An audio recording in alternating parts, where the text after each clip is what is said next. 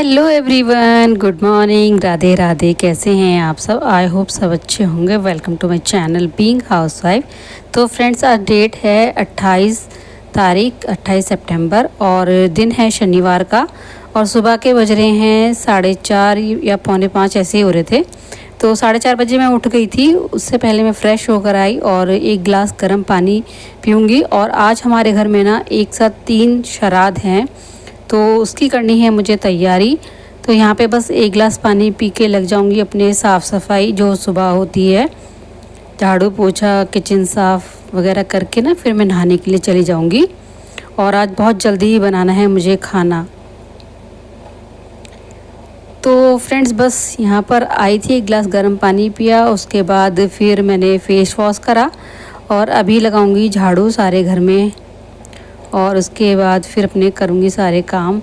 और आज मुझे ना बहुत जल्दी काम ख़त्म करना है क्योंकि एक साथ 3 श्राद्ध है, तो 3 थाली निकलेंगी और खाना बहुत सारा बनेगा। और यहाँ पे ना फिर मैं नहाकर आ गई थी और टाइम हो रहा है 7:20। तो अभी देखते हैं कितनी जल्दी मैं बना पाऊँगी, आपको दिखाऊँगी व्लॉग में। तो बस नहा धोकर आई हूँ, बिंदी लगाई है और हल्की सी लिपस्टिक लगाई है। तो चलती हूँ किचन में। और आज क्या बनने वाला है श्राद्ध पर, तो एक तो बनेंगे आलू की कचौड़ी और सूखी अरबी, जो हमारे यहाँ ग्रीन वाली चिली को पीस कर बनाते हैं। तो सबसे पहले मैं रख देती हूँ आलू को और अरबी को दोनों एक साथ उबलने के लिए। 4 ही आलू उबाले हैं कचौड़ी के लिए, ज़्यादा नहीं बनाए मैंने क्योंकि बहुत सारा खाना है और आज इनको भी कहीं जाना है बाहर, तो इनकी भी पैकिंग करनी है। तो आज काम मेरे पास बहुत सारा है। तो आज हमारे यहाँ किसका श्राद्ध है मैं आपको बताती हूँ। तो इससे पहले मैं जो मखाने हैं वो मैं भून ले रही हूँ थोड़े से घी में, क्योंकि आज एकादशी है। तो फिर एकादशी पे खीर तो चावल की नहीं बनती है, ड्राई फ्रूट्स की बनेगी। तो मैं किस तरीके से अपना जो श्राद्ध की जो थाली है ना वो तैयार करती हूँ, तो मैं आपको दिखाती हूँ। 1.5-2 घंटे में मेरी थाली जो है तैयार हो जाएगी। और आज जो बनेगा, एक तो अब मैंने आपको बता दिया कि अरबी बनेंगी और कचौड़ी बनेंगी, साथ में बनेंगी तोरी, आलू गोभी की सब्ज़ी और आलू टमाटर की सब्ज़ी। तो 4 सब्ज़ी हो गई हैं और एक ड्राई फ्रूट्स की खीर हो गई है। तो मैं किस तरीके से करती हूँ मैं आज आपको व्लॉग में दिखाती हूँ। तो सबसे पहले ना जो खीर मैंने रख दी है बनने के लिए, दूध गर्म हो चुका है, हल्का सा जब गर्म होता है ना तभी जो ड्राई फ्रूट्स जो मैंने भुने हैं ना उसको मैं दरदरा पीस लूँगी और फिर दूध में डाल दूँगी। तो एक साइड में ना खीर बनती रहेगी जब तक मैं कर लेती हूँ सब्ज़ी की कटिंग। तो जब सब्ज़ी की कटिंग एक साथ सारी हो जाती है ना, तो फिर 4 गैस है जैसे, तो 4 गैस पे बर्नर पर आराम से एक साथ सब्ज़ी में छौंक सकती हूँ। तो यहाँ पे देखिए तोरी तो मेरी कट चुकी हैं, उसके बाद आलू गोभी की कटने की तैयारी हो रही है, तो इनको भी मैं काट लूँगी। और गोभी मैंने ना सब्ज़ी वाले भैया से पहले ही बोल दिया था कि अच्छी सी गोभी लेकर आना। और आज हमारे यहाँ ना पितृ तर्पण भी होगा, तो इससे पहले मुझे सारा खाना भी बनाना है सारा। तो यहाँ पे जो मैंने मखाने भुने थे उनको मैंने मिक्सी में ना दरदरा करके और फिर मैंने दूध में डाल दिए हैं। और ये 1.5 किलो दूध है, तो 1.5 किलो दूध में ना बहुत अच्छी खीर बनेगी और बच्चे भी बहुत पसंद करते हैं। तो वैसे तो आप सबको पता ही है कि जो पितृ हमारे पसंद करते थे खाने में वही बनता है, बट उनको निकालने के बाद घर में ही सब खाते हैं, उनके नाम का प्रसाद जो होता है।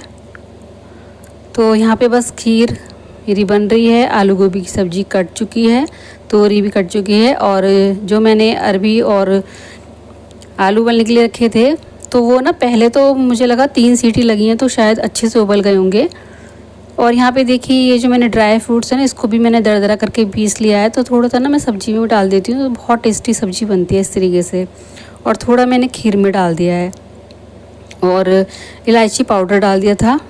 तो यहाँ पे फिर मैंने जब अरबी और आलू उबलने रखे थे ना, तो मुझे लगा कि चिप्सोना आलू हैं और अरबी 2 सीटी में गल जाती है, लेकिन जब छीलने लगी तो बिल्कुल भी अरबी नहीं गल रही थी, ना ही आलू गले थे। फिर दोबारा से जल्दी से मैंने गैस पे रखे और 1-2 सीटी फिर लगाई। और मुझे किसी ने कमेंट भी करा था कि अगर आपकी अरबी जल्दी से नहीं गल रही है ना, तो फिर आप उसमें थोड़ा सा नमक डालकर रख देते हैं। तो ये भी मैंने आज पहला एक्सपीरियंस करा है और सच में ना वाकई में मतलब अरबी जो है गलने लायक नहीं थी, बट बहुत अच्छे से गल गई थी।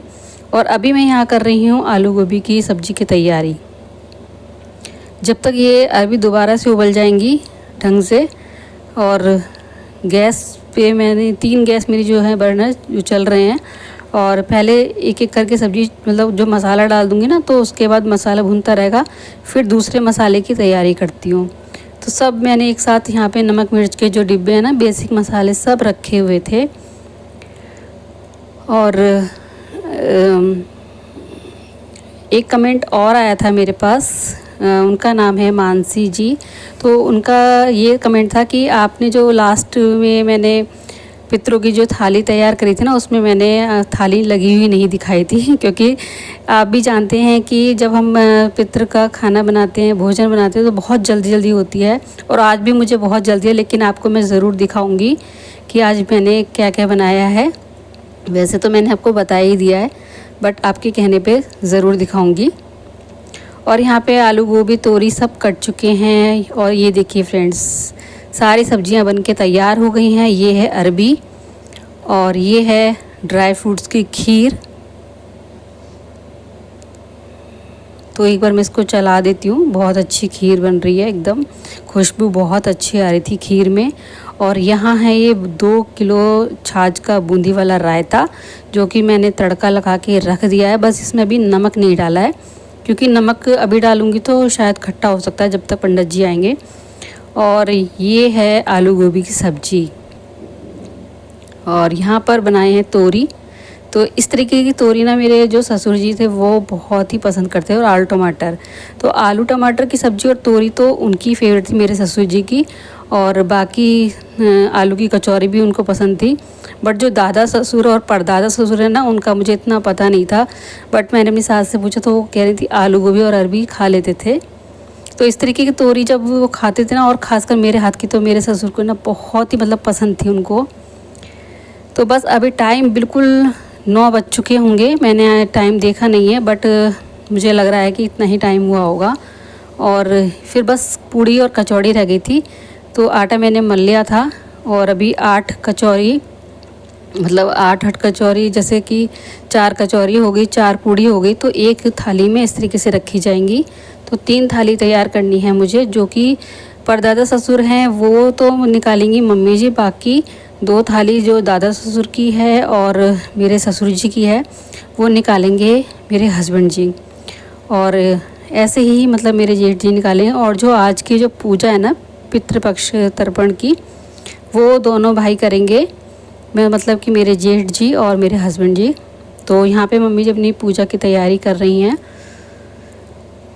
और फ्रेंड्स, इतना सारा खाना बनाने में तो पसीने आ गए थे मुझे। मौसम फिर भी बहुत अच्छा हो गया, बट गर्मी तो थोड़ी सी लगती है जब हम काम करते हैं। तो ये देखिए फ्रेंड्स, आज मैं आपको दोनों थालियाँ दिखा रही हूँ। एक थाली मम्मी जी ने निकाल दी थी, और उन्होंने कहा था कि बहुत थोड़ा थोड़ा खाना ही रखना, क्योंकि श्राद्ध में ना पंडित जी कई कई जगह खाना खाते हैं, तो इतना मतलब नहीं खा पाते हैं वो। और जितना वो खाएंगे खा लेंगे, बाकी उनके लिए ना पैक करके रख देंगे। तो इसीलिए ना मैंने बहुत थोड़ी थोड़ी सब्जी। और यहाँ पर हो रहे हैं पितृ तर्पण की पूजा।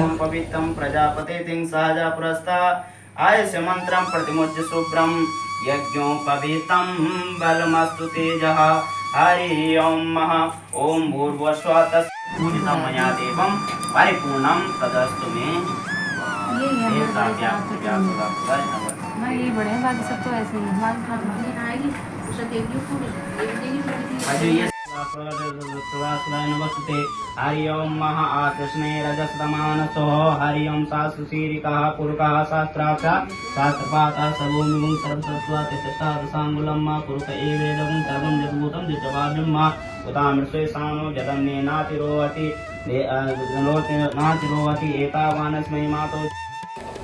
तो दोस्तों, ये जो पितृ तर्पण की जो पूजा होती है ना, ये इसलिए कराई जाती है कि जो आपके पितृ हैं, जिनको नहीं पता होता कि हमारे पितृ कहाँ पर हैं, देवता कहाँ बने हुए हैं, कहाँ पर रहते हैं, मतलब कैसे करना चाहिए उनकी पूजा। और जो रुष्ट हो चुके होते हैं देवता कई बार हमारी गलतियों से, तो उनको ना शांत करने के लिए, उन देवताओं की जो गुस्सा है उनका शांत करने के लिए पितृ तर्पण कराया जाता है। और ये पंडित के द्वारा ही कराया जाता है। और कहते हैं कि अगर श्राद्ध के दिनों में कराओ तो बहुत ही अच्छा माना जाता है। और इस दिन पापा जी का श्राद्ध है, मतलब मेरे ससुर जी का, दादा ससुर का और परदादा ससुर का। एकादशी पर बहुत ही शुभ माना गया है आज के दिन तर्पण कराना। तो दोनों भाई अच्छी श्रद्धा पूर्वक भाव से पूजा करा रहे हैं। तो ये जो पूजा होती है ना पितृपक्ष में तर्पण की, इसे कराना जिसको भी चाहिए वो अपने श्रद्धा भाव और अपने पितरों को याद करते हुए इस पूजा को संपन्न कराना चाहिए। और पंडित जी एक एक नियम अच्छे से बता रहे थे दोनों भाइयों को, और दोनों भाई बहुत ही अच्छे से कर भी रहे थे। तो देवताओं का जो कार्य होता है ना वो अच्छे से करना चाहिए, वरना तो कई बार ऐसा होता है कि ना हम भूल चूक में कुछ ऐसी गलतियां कर देते हैं जो हमें पता भी नहीं होती, और जिससे हमारे जो पितर हैं रूठ जाते हैं। तो पितरों को मनाना बहुत ज़रूरी है फ्रेंड्स।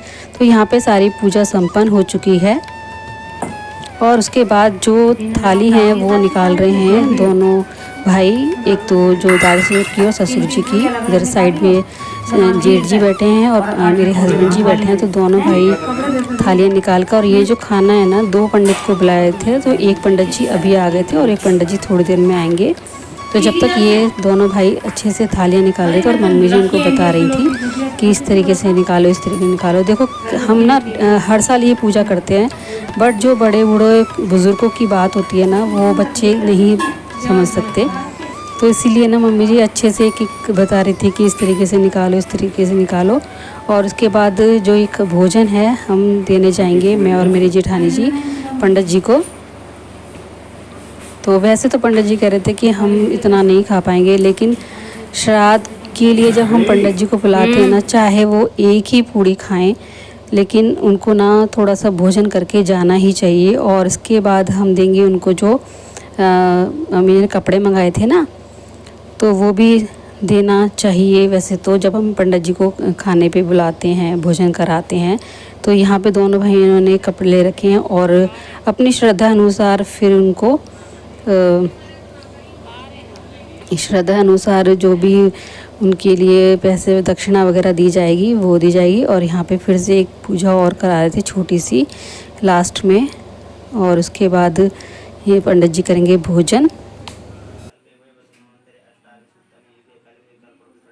रात की मैंने कैसे थाली तैयार करी। तो फ्रेंड्स अगर आपको ये व्लॉग अच्छा लगा तो प्लीज़ व्लॉग को लाइक शेयर कमेंट करना। चैनल पर पहली बार आए तो चैनल को सब्सक्राइब करना। मिलते हैं नेक्स्ट व्लॉग में, तब तक के लिए bye bye, take care, Radhe Krishna.